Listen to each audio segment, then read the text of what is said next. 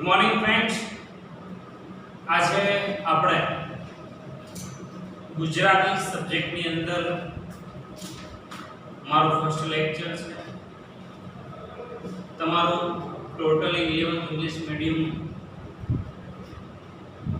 જે કે મેનેજમેન્ટ છે, જે કે મેસેજ છે, એ મારા થકી આવશે. કંઈ પણ કામ કોઈ પણ સબ્જેક્ટની અંદર રિલેટેડ કમ્પ્લેન હોય તો ચોક્કસ આપ મેસેજ કરી શકો છો. મારો મુખ્ય સબ્જેક્ટ ગુજરાતી રહેશે.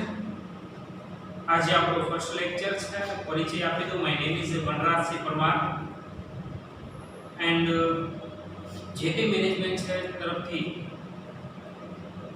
મેસેજ આવશે, તમને જાણ કરવામાં આવશે. અત્યારે સ્કૂલનો આજે પહેલો દિવસ છે ત્યારે આપણે પેપર સ્ટાઇલથી શરૂઆત કરશું. તો પહેલું પેપર છે એ 50 ગુણ એટલે કે ફર્સ્ટ ટર્મ અને સેકન્ડ ટર્મ છે આપણે 50 માર્ક્સ માટેની આવશે. લાસ્ટ ટર્મ છે 80 માર્ક્સ માટેનું પેપર આવશે. કયા કયા પોઈન્ટ ગ્રામરના આવશે, કેવા પ્રશ્નો આવશે, એનો આજે આપણે એક નાનકડો ચિતાર મેળવીશું. એટલે આપણો આ ફર્સ્ટ લેક્ચર છે પેપર સ્ટાઇલનો, જે હું તમને 50 ગુણની પેપર સ્ટાઇલ લખાવવા જઈ રહ્યો છું. ટૂંક સમયમાં આપણા જેમ જેમ કોર્સ ચાલતો જશે તેમ તેમ આપણા પરીક્ષાનું આયોજન કરવામાં આવશે. એટલે લખજો ગુજરાતી પેપર સ્ટાઇલ 50 માર્ક્સ માટે છે. એની અંદર વિભાગ એ પદ્ય વિભાગ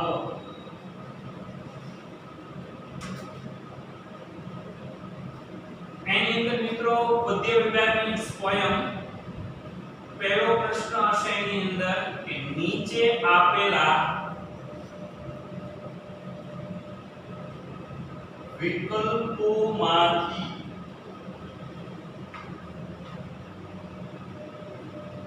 યોગ્ય વિકલ્પ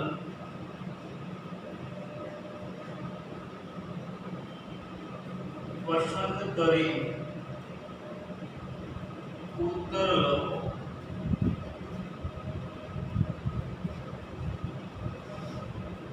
ત્યારબાદ એનો 1 માર્ક્સ છે. કઈ રીતે આપેલું છે એક્ઝામ્પલ સાથે પણ ચલો લખી દઉં છું એટલે તમને ખ્યાલ આવે કે મારું ઘર પોયમ છે.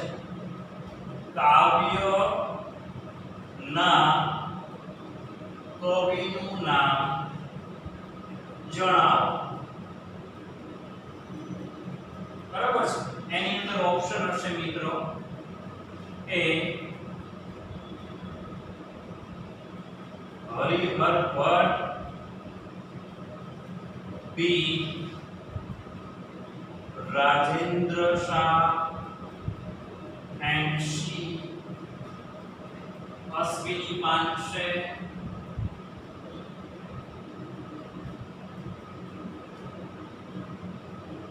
and D Premanand. બરાબર છે. આનો રાઈટ આન્સર છે રાજેન્દ્ર શાહ.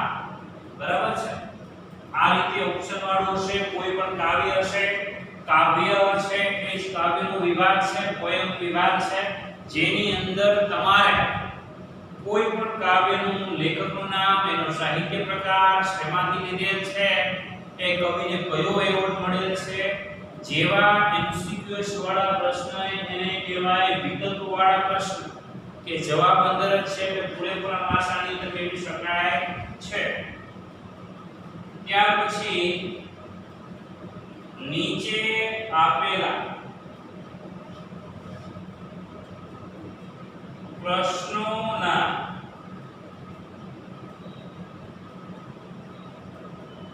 એક વાક્યમાં ઉત્તર લખો. એ 2 માર્ક્સ માટે છે. એની અંદર બે પ્રશ્નો હશે, બરાબર છે, એક એક વાક્યના, અને 2 માર્ક્સ છે. ત્યારબાદ નીચેના આપેલા પ્રશ્નોના 3-4 વાક્યોમાં ઉત્તર લખો, જેના પણ 2 માર્ક્સ છે. અને ત્યારબાદ નીચે આપેલા પ્રશ્નોના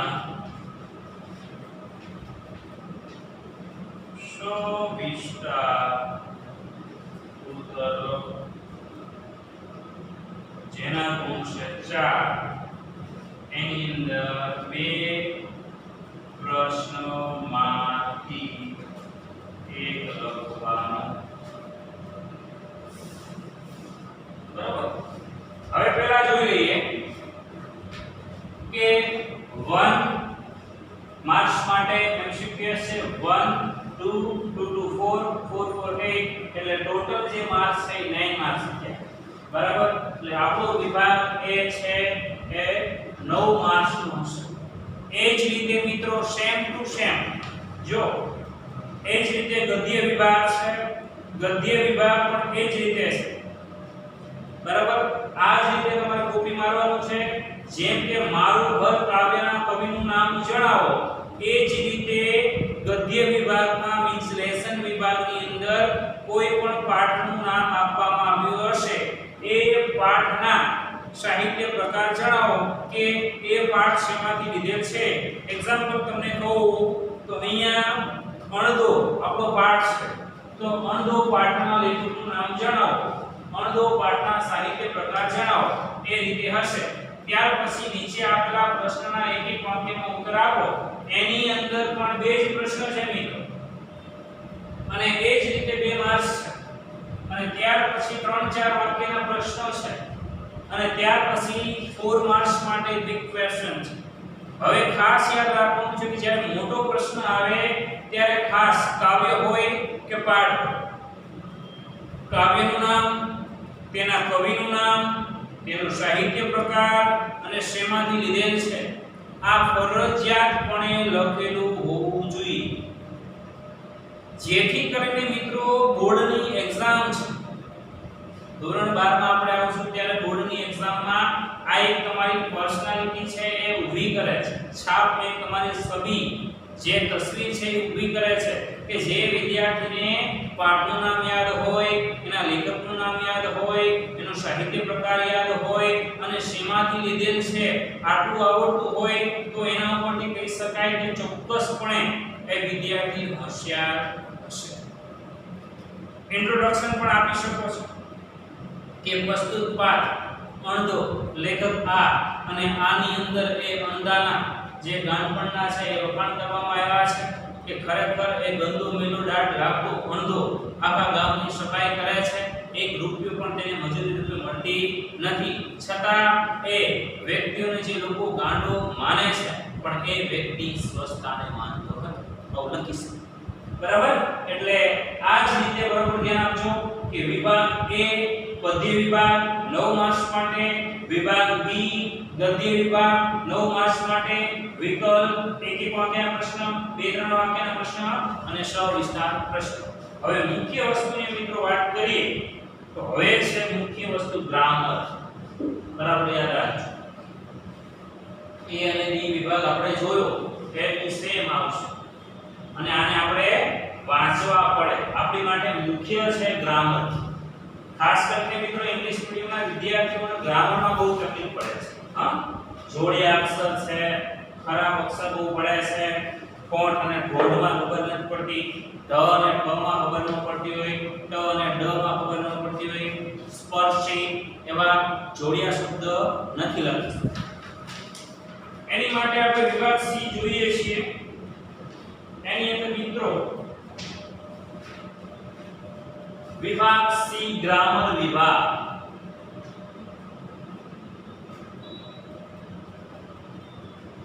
વ્યાકરણ કે ગ્રામર. એની અંદર ફર્સ્ટ પોઈન્ટ નીચેના વાક્યને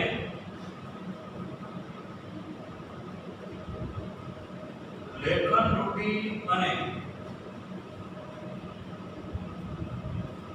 ભાષા શુદ્ધિ ની દ્રષ્ટિએ સુધારીને ફરી લખો. 1 માર્ક્સ માટે છે. એક્ઝામ્પલ લખવું પડશે કારણ કે આ પોઈન્ટને આપણે સમજાવી જઈ રહ્યો છું. વાત એમ છે કે ગામની પાદરમાંથી, પાદર મીન્સ ગામની બહારનો ભાગ, ઘોડા ગાડી એ પ્રસાર થઈ રહી છે.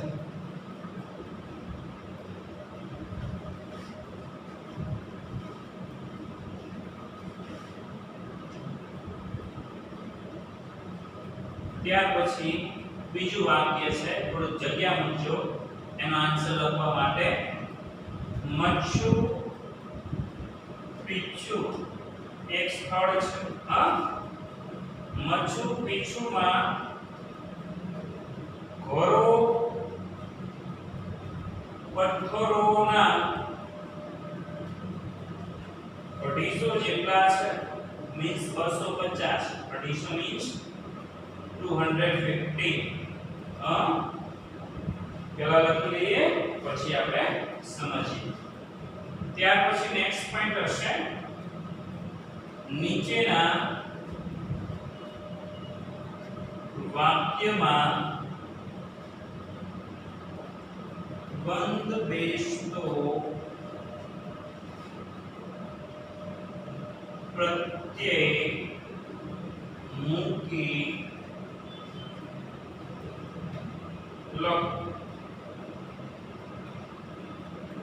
મૂકી વાક્ય ફરી લખો. એનો પણ 1 માર્ક છે. આના 2 માર્ક્સ છે. આના પણ એક વાક્યના 1 માર્ક્સ છે. 2 વાક્ય હશે. એક્ઝામ્પલ પહેલા લખી લઈએ છીએ કે ઠંડી થી એની કાયા, કાયા મીન્સ શરીર, ધ્રુજતી હતી.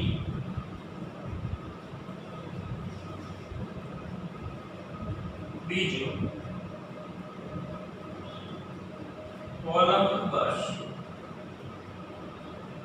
ભારતની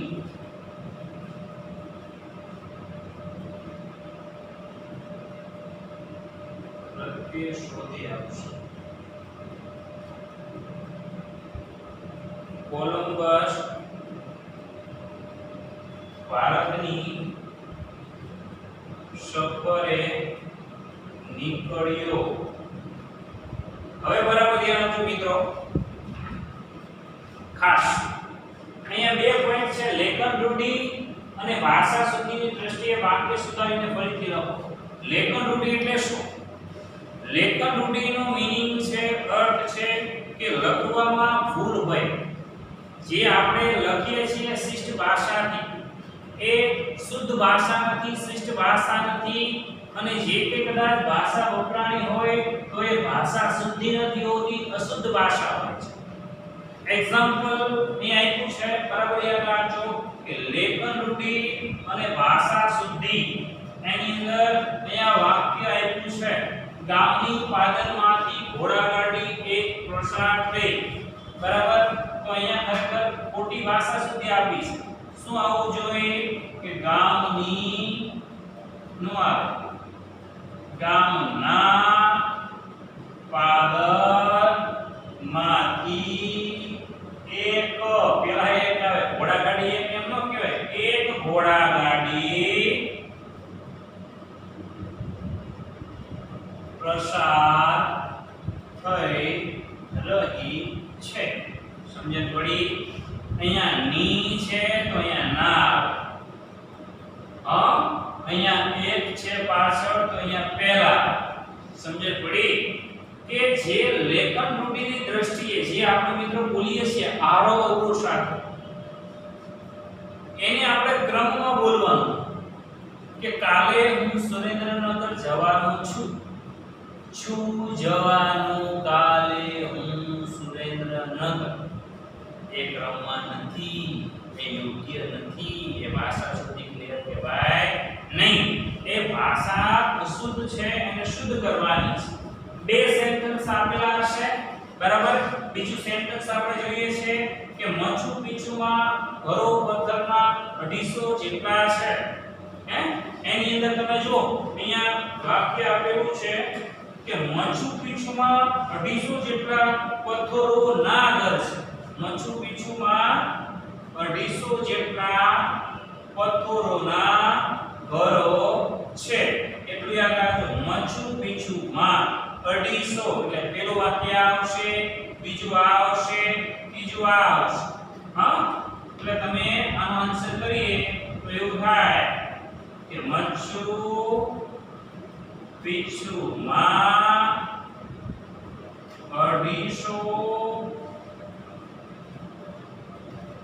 પથ્થરોના ઘર 250 જેટલા હશે 250 જેટલા પથ્થરોના ઘરો છે થઈ ગયું એટલે વાક્યની જે રચના છે એ પણ આડી છે મેં હમણાં બોલ્યો તો કાલે હું સુરેન્દ્રનગર જવાનું કાલે સુરેન્દ્રનગર તો એ યોગ્ય નથી અહીંયા તમે જોઈ શકો છો મચુ પીછુ એક સ્થળ છે ફરવા લાયક આપણે ભણશું ત્યારે તમને ખબર પડશે કે મચુ પીછુમાં ઘરો પથ્થરોના 250 જેટલા છે તો મચુ પીછુમાં 250 જેટલા પથ્થરોના ઘરો છે આપણે કહીએ કે માણસો 500 માણસો જમવા એવું એમ કે કેટલું માણસો છે તો 500 હશે માણસો જમવામાં 500 તો બોલાય એવું કહીએ છે કે લગ્નમાં કેટલું માણસ હતું તો લગ્નમાં 500 માણસ હતું હવે એ જ રીતે નેક્સ્ટ પોઈન્ટ નીચેના વાક્યમાં બંધ બેસતો પ્રત્યય શોધીને લખો બરાબર અહીંયા પ્રત્યય એટલે શું પહેલા તમને ખ્યાલ છે પ્રત્યય એટલે શું કોઈ કહેશે જો પ્રત્યય કોને કહેવાય યાદ રાખજો તમારે લખવું તો લખી નાખજો આ બાર પ્રત્યય નહીં છે નો ની નું ના ને મા એ અને માથી આ પ્રત્યય છે પ્રત્યયનો મીનિંગ થાય અક્ષર શું થશે અક્ષર તમારે એ અક્ષરોને ગોતવાના છે અહીંયા આપ્યું છે જો નો ની નું ના મા માથી ની જગ્યાએ થી પણ હોય માં નીકળી જાય ખાલી થી પણ એ પ્રત્યય કહેવાય અહીંયા બે વાક્ય બસ કે એની અંદર તમારો પ્રત્યય ગોતવાના છે એકદમ ઈઝી કે ઠંડીથી એની કાયા ધ્રુજતી હતી કાયા મીન્સ શરીર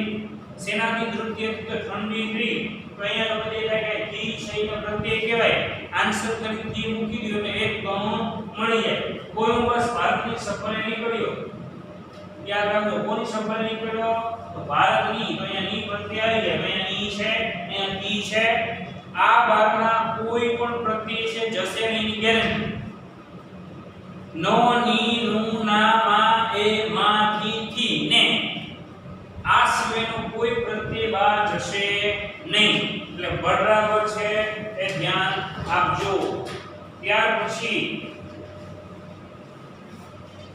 આટલા બે પોઈન્ટ મહત્વના છે 80 ગુણમાં 2 પોઈન્ટ વધશે 50 માં આટલું જ આવશે કે નીચેના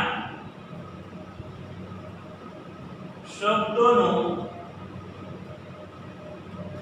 વિરુદ્ધાર્થી અર્થ લખો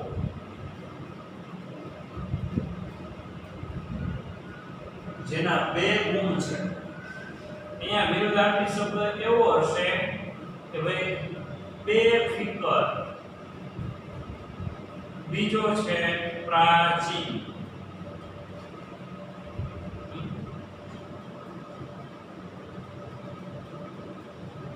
એનો વિરુદ્ધાર્થી શું શબ્દ છે અર્વાચીન હે બેફિકર તો ફિકર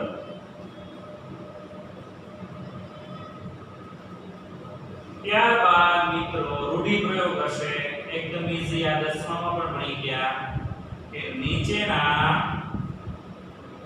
રૂઢિપ્રયોગ નો અર્થ આપી વાક્યમાં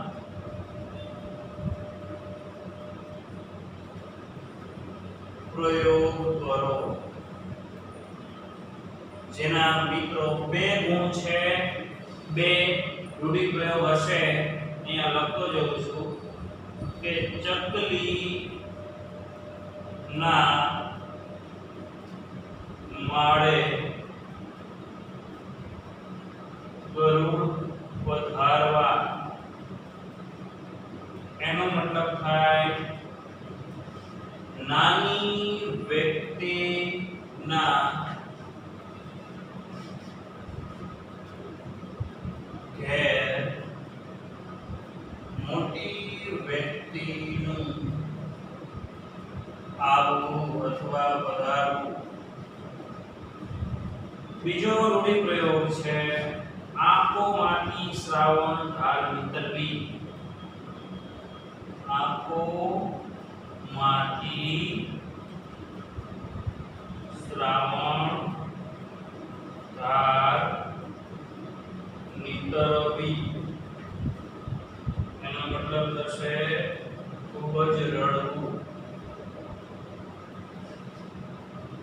અને ત્યારબાદ નીચેના તળપદા શબ્દોનું શિષ્ટ રૂપ આપો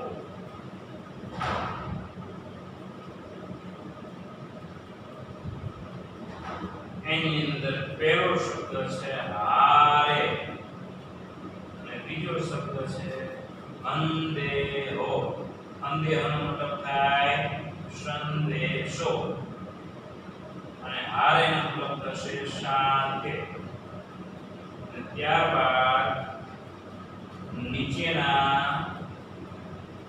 પછી મિત્રો સમજાવો પહેલા લખી લઈએ અવિભાગ ના આપેલા શબ્દો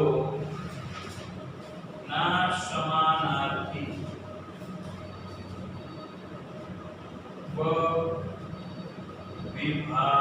વિભાગમાંથી લખો એક ગુણ માટે છે હવે વિભાગ અને વિભાગ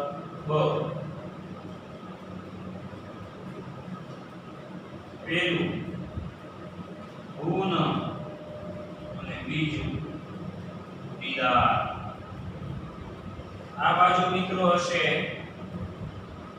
પેલું એ છે કે હુન્નર અને કારીગરી અહીંયા બીજું હશે લગની અને તાન અને ત્રીજું પણ આપેલું હશે ચહેરો સ્વરૂપ હા છેલ્લું લખી લઈ એટલે આપણો વિભાગ સી પૂરો નીચેના શબ્દોની જોડણી સુધારો એના પણ બે ગુણ છે એની અંદર એક ના એક ગુણ આમાં એક કુતૂહલ એનું સાચું કુતૂહલ કેવી રીતે થાય તો આ રીતે કુતૂહલ ત્યાર પછી બીજો શબ્દ છે કુટુંબી એનું સાચું સૂત્ર છે કુટુંબી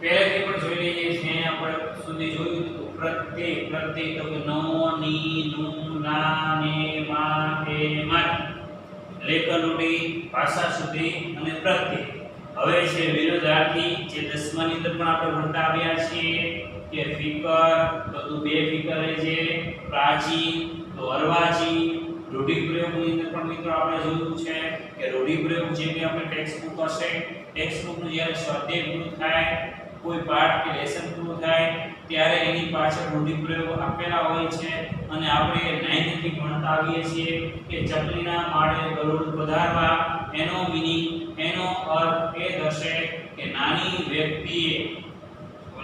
વ્યક્તિના ઘરે કોઈ મોટી વ્યક્તિનું પધારવું હે આપણા ઘરે નરેન્દ્ર મોદી લગ્નમાં આવે તો આપણે શું કહી શકીએ ચકલીના માળે ગરુડ પધાર્યા નાના માણાના ફંક્શનમાં મોદી સાહેબ આવ્યા હે તો આપણે સમજીએ ને પછી આંખોમાંથી શ્રાવણ ધાર નીતરવી એનો મતલબ થશે ખૂબ જ રડવું તળપદા શબ્દ છે મિત્રો મોટી ભાગે ગામડાની ભાષાના કહેવાય ગામઠી ભાષાના જે શબ્દો છે તેને તળપદી ભાષા કહેવાય અને આ જે છે મુખ્ય તળપદા શબ્દો છે એ ખાસ પોયમમાંથી હશે અને ત્યાર પછી અહીંયા તમે જોઈ શકો છો કે હારે મારી હારે હાલને આપણે કહીએ મારી હારે આવીશ હારનો મતલબ મારી સાથે હે મને સંદેશો સંદેશોનો મતલબ થશે સંદેશો અને ત્યાર પછી મિત્રો સમાનાર્થી શબ્દ છે અહીંયા છે ધૂન તો ધૂનનો મતલબ થશે લગ્ની કાન દીદાર તો ચહેરો સ્વરૂપ અને ત્યાર પછી જોડણી એટલે હસ્વ દીર્ઘ આ તમને પાછા ઇંગ્લિશ મીડિયમ વાળાને ઘણા બધાને ખબર જ નથી હોતી આને હસ્વ કહેવાય અને દીર્ઘ કહેવાય અને હસ્વવાળું કહેવાય અને દીર્ઘવાળું કહેવાય અને એક માત્ર કહેવાય અને બે માત્ર કહેવાય ખ્યાલ છે ને આખું તમને લખાવો આપણે 12 શીટ પડી ગયા ખાલી વાંચતા ઘણાને તકલીફ પડતી હોય આ શીખવું જરૂરી છે જો આ હસ્વ આ દીર્ઘ આ હસ્વવાળું આ દીર્ઘવાળું આ એક માત્ર આ બે માત્ર આ કાનો માત્ર આ કના બે માત્ર આ માથે મીંડું અને આ વિશે પડ હવે તમે જુઓ અહીંયા ક પછી કા અશ્વકી દીર્ઘકી અશ્વવાળું દીર્ઘવાળું એક માત્ર કે બે માત્ર કે અને કાનો માત્ર કો અને કના બે માત્ર કો અને માથે મીંડું કામ થયું આ રીતે હસ્વ દીર્ઘની જે ભૂલો હોય છે એની જોડણી આપણે સુધારવાની છે આ નિયમ છે જ્યારે આપણે આવશું ત્યારે ભણાવશું અહીંયા મિત્રો લખું છું આશીર્વાદ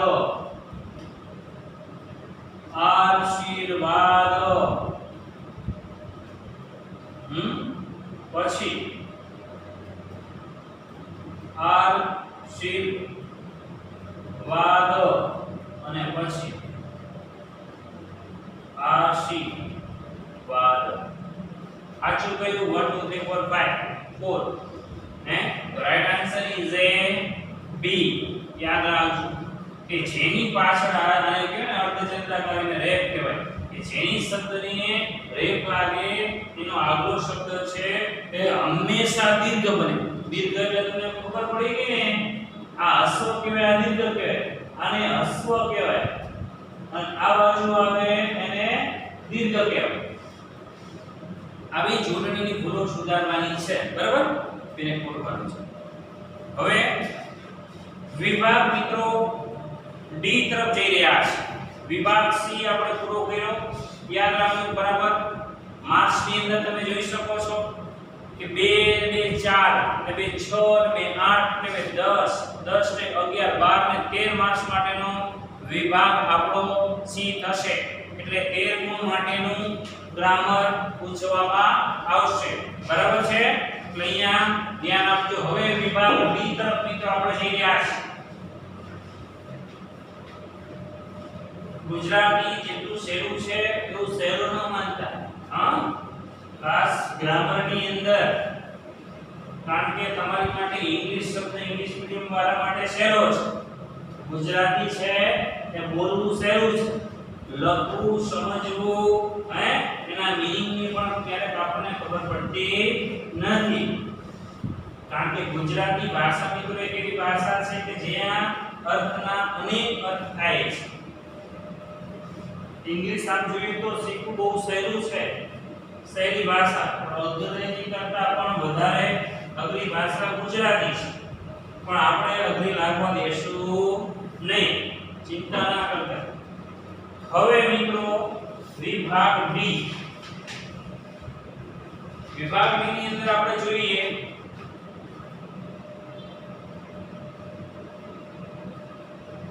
જે અર્થગ્રહણ વિભાગ છે. અર્થગ્રહણનો મીનિંગ પણ તમને સમજાવું છું કે અર્થગ્રહણ એટલે એક કોઈ પોયમ હશે નાનકડી કે નીચેનું કાવ્ય વાંચી તેની નીચે આપેલા પ્રશ્નોના ઉત્તર લખો, જેના મિત્રો માર્ક્સ છે 4. બરાબર. કોઈ પણ મિત્રો પોયમ હશે જે આપણી ટેક્સ્ટ બુકમાં નહીં હોય, બહારથી જ કોઈ પણ પ્રકારનું જે કાવ્ય છે, પોયમ છે, નાનકડી મૂકી દીધેલી છે, એને સમજવાની છે, એના મીનિંગને સમજવાના છે, એ પોયમને શાંતિથી વાંચવાની છે. એ પોયમ વાંચ્યા બાદ એની એક્ઝેક્ટલી છે 4 ક્વેશ્ચન્સ, અને એ 4 ક્વેશ્ચનના જવાબ છે તમારે એ પોયમમાંથી શોધવાના છે. અને છેલ્લો લાસ્ટ ક્વેશ્ચન હશે કાવ્યને યોગ્ય શીર્ષક આપો. શીર્ષક મીન્સ શું કે એ કાવ્યની અંદર જેના વિશે વાત કરવામાં આવી હોય, જેના વિશે વાત કરવામાં આવી હોય, એકની એક વાત કરવામાં આવી હોય, જેનું મહત્વ દર્શાવવામાં આવ્યું હોય, જે વસ્તુને હાઇલાઇટ કરવામાં આવી હોય, એનું શીર્ષક હશે. બરાબર, યાદ રાખજો. ત્યારબાદ નીચેના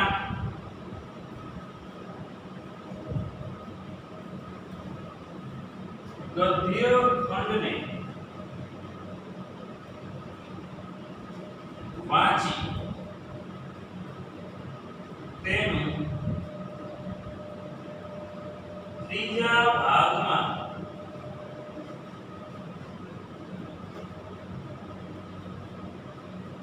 સંક્ષેપીકરણ કરો, જેના ગુણ છે 4. હવે આ એકદમ ઈઝી પડશે. પેલી પોયમ છે ને મિત્રો, પોયમના જે કે શબ્દો હોય છે એ થોડા અઘરા હોય છે. એ પોયમના શબ્દને સમજવા ખૂબ અઘરા પડે. તમે તમારી ટેક્સ્ટ બુકની અંદર તમે જોજો, આપણે મિત્રો 10મા ની અંદર ઘણી બધી પોયમ ભણી ગયા. પહેલી જ આપણી પોયમ સરસ મજાની હતી મોરલી. કદાચ તમે મિત્રો YouTube ની અંદર પણ જોઈ શકો છો કે મારી એક પોયમ મારા વિડિયો વાળી છે મોરલી, જેના કવિ આપણા એમ કહેવાય કે ઋષિ મહેતા છે. અને આ મોરલીની અંદર સરસ મજાના કૃષ્ણના રૂપનું વખાણ કરવામાં આવ્યા છે. અને આ મિત્રો YouTube ની અંદર મૂકેલી છે, તમે જોઈ શકશો કે જેના ક્યારેક શબ્દો છે ને, પીતાંબર, જરક્ષી જામા, આ બધા શબ્દોને સમજવા અઘરા પડે. ખૂબ જ ફેમસ થયેલી આ પોયમ છે. અને આ YouTube ની અંદર 23,000 લોકોએ આ પોયમને જોઈ છે. તમે પણ YouTube ની અંદર મોરલી ખાલી કરશો, મોરલી પોયમ સ્ટાન્ડર્ડ 10 એટલે મારો વિડિયો આવી જશે, કે જેની અંદર આ પોયમના શબ્દો આપણને અઘરા લાગે પણ આ એકદમ ઈઝી છે. તેની અંદર કોઈ પણ મિત્રો આપણે જેમ 10th માં સંક્ષેપીકરણ આવતું ક્યાં છે ને, એ 10th માં જેમ સંક્ષેપીકરણ આવતું હતું એ જ રીતનો મિત્રો આ પેરેગ્રાફ છે. આ પેરેગ્રાફને શાંતિથી વાંચી જવાનું છે. દાખલા તરીકે હું વાંચી લઉં છું, એ તો નાનો છે કે ગામના બાળકો ગામના આંગણામાં, શેરીઓમાં, ગામના કૂવામાં, તળાવમાં, ઝાંઝરું ને જ્યાં ત્યાં ગંદા જોઉં છું ત્યારે મને એમ થાય છે કે હજુ આપણે સ્વચ્છતાના પ્રાથમિક સંસ્કારોને પણ દ્રઢ કર્યા નથી, અને એને લીધે આપણું આરોગ્ય ખોરવાઈ રહ્યું છે, અનેક ચેપી રોગોનો ફેલાવો થાય છે. આપણી પ્રગતિમાં પણ અનેક પ્રકારના અંતરાયો આવે છે. અલબત્ત આમાં આપણી ગરીબી બહુ મોટા ભાગ ભજવે છે, પણ મારું તો એવું દ્રઢ માનવું છે કે સતત સ્વચ્છતાના સંસ્કારોની કેળવણી કર્યા કરવી એ એનો સાચો ઉકેલ છે. જો સ્વચ્છતાના સંસ્કારો દ્રઢ થશે તો માણસને જે પરિસ્થિતિમાંથી જે સ્થિતિમાંથી હશે એ સ્વચ્છતામાંથી આપણે રાખી શકાશે અને મનના વિચારોને દૂર કરી શકાશે. સંક્ષેપીકરણનો મીન્સ છે શોર્ટ આઉટ કરવું, ટૂંકમાં લખવું ને આ પ્રદર્શનમાં પડી જાય. અહીંયા કોઈ પ્રશ્ન જવાબ આપવાના નથી, ખાલી કાવ્ય છે અને કાવ્યના જવાબ આપવાના આવશે પણ 80 ગુણની આવશે ત્યારે જેમાં કાવ્ય છે ને એ જ રીતે સંક્ષેપીકરણ હશે, એવો જ પેરેગ્રાફ અને એની નીચે પણ 4 પ્રશ્ન હશે, પણ એ 80 ગુણની પેપર સ્ટેટમાં હશે.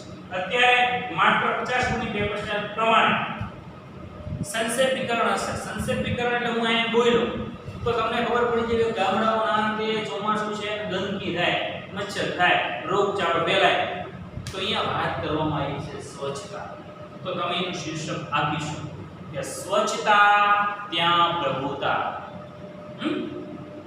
સ્વચ્છતા વિશેના ગાંધીજીએ થી લઈ અને મોદી સાહેબે જે અભિયાનો ચલાવ્યા છે તે સ્વસ્થ ભારત, ચશ્મા દોરીને ગાંધીજીને કરીને એકમાં સ્વચ્છ, બીજા ચશ્માના કાચમાંથી ભારત, સ્વચ્છ ભારત ને. તો આ છે મિત્રો આપણું સંક્ષેપીકરણ. હવે મિત્રો વિભાગ ઈ.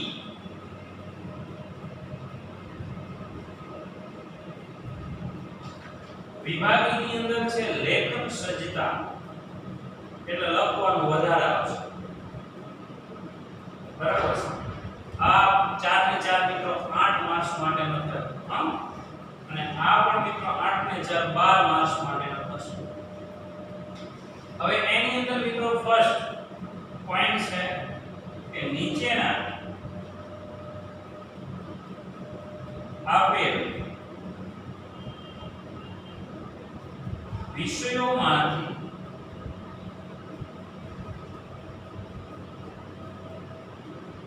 કોઈ પણ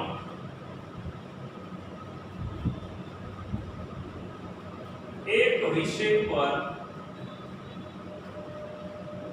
આશરે 200 શબ્દોમાં નિબંધ લખો, જેના માર્ક્સ છે 8. હવે અહીંયા 3 નિબંધમાંથી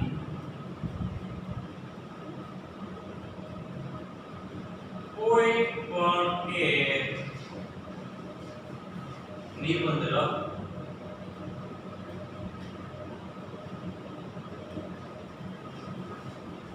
ત્યારબાદ નીચેના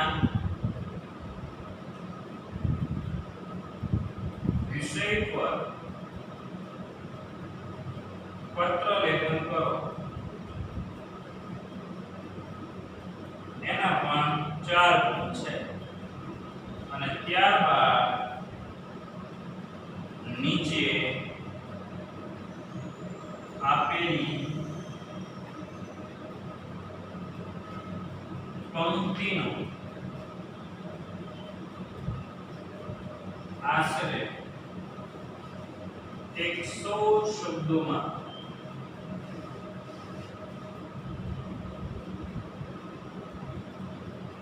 વિચાર વિસ્તાર લખો. રેડી? હવે વિચાર વિસ્તારની અંદર કોઈ એક જ વિચાર વિસ્તાર હશે અને એના પણ મિત્રો ગુણ છે 4. હવે આપણે સમજી લઈએ બરાબર કે વિભાગ ડી છે એ આપણે જોયું કાવ્ય વાંચીને તેની નીચે આપેલા પ્રશ્નના ઉત્તર લખો. એટલે કોઈ પણ પોએમ હશે જે આપણે અભ્યાસક્રમમાં નહીં હોય, આપણે જેનો અભ્યાસ નહીં કર્યો હોય, 12ની પોએમ હશે અને એ પોએમને આપણે શાંતિથી વાંચવાની છે. એ પોએમના મીનિંગ, અર્થને આપણે સમજવાનો છે. તેની નીચે 4 પ્રશ્ન છે. 4 પ્રશ્નના ઉત્તર આપણે એ પોએમને સમજીને આપવાના છે. ત્યાર પછી એની એક્ઝેક્ટ એક નીચે પેરેગ્રાફ હશે જેનું આપણે સંક્ષેપીકરણ કરવાનું છે. સંક્ષેપીકરણનો મતલબ થશે કોઈ પણ વસ્તુનું શોર્ટ આઉટ કરવું, ટૂંકમાં લખવું. સ્વચ્છતા વિશેની વાત કરી તો સ્વચ્છતાના જે નિયમો છે, સ્વચ્છતા જે ગામડાઓમાં હોતી નથી, રસ્તાઓ નથી હોતા, ઘર પાસે ઉકરડાઓ હોય છે એટલે જ ગંદકી ફેલાય છે. ઘરને સ્વચ્છ રાખવું જોઈએ, પરિવાર આંગણું સ્વચ્છ રાખવું જોઈએ. આપણો કોઈ પણ કમરો છે, બેડરૂમ છે, આપણે છે તો બધી વસ્તુ જે સ્વસ્થ રાખવી જરૂરી છે અને એનું શીર્ષક આપવું ફરજ છે.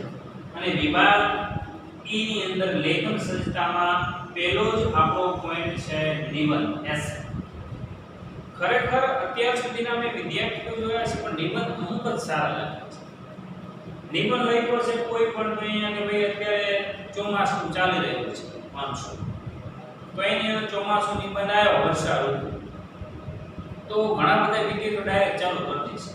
વર્ષા ઋતુ છે એ મનગમતી ઋતુ છે, વર્ષા ઋતુમાં વરસાદ આવે છે, ચારે બાજુ પાણી ભરાઈ જાય છે, પછી સ્કૂલે જવામાં તકલીફ પડે છે, વગેરે પણ ખરેખર એ જે નિબંધ આપેલો છે એ નિબંધમાં મુદ્દાઓ છે. મુદ્દા કેવા હોય? પહેલો તો હશે પ્રસ્તાવ, બીજો મુદ્દો હશે ભારતની વર્ષા ઋતુ મુખ્ય, ત્રીજો મુદ્દો હશે અતિવૃષ્ટિ, ચોથો મુદ્દો હશે અતિવૃષ્ટિ પછી અનાવૃષ્ટિ, પછી ખેડૂતોની મનગમતી ઋતુ અને પછી ઉપસાર. તો મિત્રો પ્રસ્તાવનાની અંદર તમે લખી શકો કે વર્ષા ઋતુ છે એ ભારતની મુખ્ય ઋતુ છે.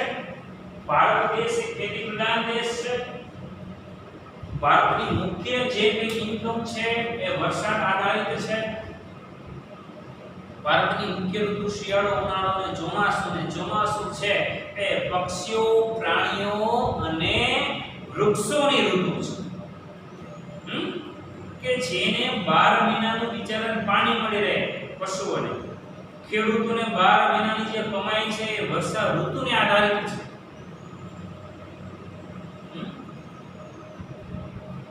જે ફાર્મર છે એને ખ્યાલ હશે, કારણ કે જેને ખેતી કરી છે, ખેડૂત છે, એને ખબર છે કે આકાશ તરફ જોતો હોય કે આવો મારા જાવ. અમે પણ જે છે અમારો ધંધો એ પણ ફાર્મરનો છે, ખેતી છે. અત્યારે જે કંઈ આપણે વાવ્યું છે ને વરસાદ કદાચ ન થાય 10-15 દિવસ તો ઉગેલો જે પાક નીકળો હોય છે બળી જાય છે. એટલે અંદર તમે લખી શકો કે અતિવૃષ્ટિના કારણે પૂર આવે છે, તારાજી સર્જાય છે, ઉગેલો પાક બળી જાય છે, પાક બળી જવાને કારણે ફુગાવો ફેલાય છે, મોંઘવારી વધે છે વગેરે. અનાવૃષ્ટિની અંદર પણ એવું થાય છે કે જો ઓછો વરસાદ થાય, ન થાય તો ઉગેલી વસ્તુ પણ બળી જાય છે. મુખ્ય ઋતુ છે એ આપણે વાત કરી પશુ, પક્ષીઓ અને પ્રાણીઓ સાથે સાથે ખેડૂતો. આ રીતે પોઈન્ટ ટુ પોઈન્ટ મિત્રો લખશો તો નિબંધ પણ લાંબો થશે, સારો થશે અને વ્યવસ્થિત રીતે એના માર્ક્સ પણ આવશે. આપણે નિબંધ 8 ગુણનો છે, ખાલી એક પેજ ભર્યું, બીજું પેજ ભર્યું અને વાત પૂરી તો મિત્રો ના મેળા. એની માટે સારા હસ્તાક્ષરે, સારા મુદ્દા સહિત તમારે 4 થી 5 પેજ લખવા પડે. ત્યાર પછી નીચેના વિષય પર પત્ર લેખન કરો. કોમર્સના વિદ્યાર્થીઓ છો એટલે પત્ર બાબતે તમારે તમને કહેવું જ ન પડે, કારણ કે આપણે આખો જે કે એસપીસીસી છે સબ્જેક્ટ એ એક પત્ર વ્યવહાર વાળો સબ્જેક્ટ છે, જેની અંદર આપણે ઘણી બધી પત્ર વ્યવહાર કરીએ છીએ. પણ પત્ર વ્યવહારની અંદર એક આપણો નીતિ નિયમ છે કે કોઈ પણ તમે પત્ર કરો તો એક્ઝેક્ટ રાઈટ સાઈડ એડ્રેસ લખવાનું છે. કોઈ પણ લીટી આગી પાછી ન કરવી જોઈએ. સમજી લો કે આ પેજ છે, આ પેજની અંદર આપણે શરૂ કરીએ તો અહીંયાથી એડ્રેસ નો મૂકેલો છે. એક લીટી આમ નો જવી જોઈએ, એક લીટી અંદર નો જોઈએ. અહીંયા સ્પેશિયલ વિષય બાંધવાનો. તો કોઈ કયા સબ્જેક્ટ પર, કયા વિષય પર તમે પત્ર લખો છો? તો કે અમારા શેરીમાં ફેરિયાનો ત્રાસ વધી ગયો છે, એના માટે અમારા શેરીની અંદર સમયસર પાણી આવતું નથી, એ માટે મ્યુનિસિપાલિટી કોર્પોરેશનને તમારે પત્ર લખવાનો છે. તો અહીંયા વિષય લખવાનો કે સમયસર નિયમિત પાણી ન આવવા બાબત, બરાબર છે. પછી અહીંથી લખવાનું જય ભારત સાથે જણાવવાનું કે અમારી નવરંગ 3 સોસાયટી સુરેન્દ્રનગરની અંદર કમસે કમ 8 દિવસથી પાણી આવ્યું નથી અને વારંવાર અમે કમ્પ્લેન કરી હોવા છતાં અમારી કમ્પ્લેનની કોઈ નોંધ લેવાની નથી. તો સાહેબ શ્રી આપણે અમે બધી વિનંતી કરીએ છીએ કે જલ્દીથી જલ્દી જળ એક જીવન છે. હરેક મનુષ્યને સવારથી ઉઠીને સાંજે સૂતી વખતે પાણીની જરૂરિયાત પડે છે અને પાણી જે નથી એના કારણે અમે ખૂબ જ ત્રાહિમામ પોકારી ગયા છીએ. જો આ અમારા પત્રનો વળતો જવાબ નહીં મળે અથવા તો અમારું સોલ્યુશન નહીં કરવામાં આવે તો અમે યુક્ર આંદોલન કરવા માટે તૈયાર છીએ. બરાબર. લી નંબર 3 ના રહેવાસી વતી XY છે. આ રીતે બધા લખી શકો. ક્લિયર? ત્યાર પછી નીચે આપેલી પંક્તિનો આશરે 100 શબ્દોમાં વિચાર વિસ્તાર. વિચાર વિસ્તારનો મતલબ શું તમને ખબર છે? 10માં આપણે ભણી. જે જૂના 10માં સ્ટુડન્ટ હશે મારા એને ખબર છે કે હું જ ભણાવતો 10માં ઇંગ્લિશ.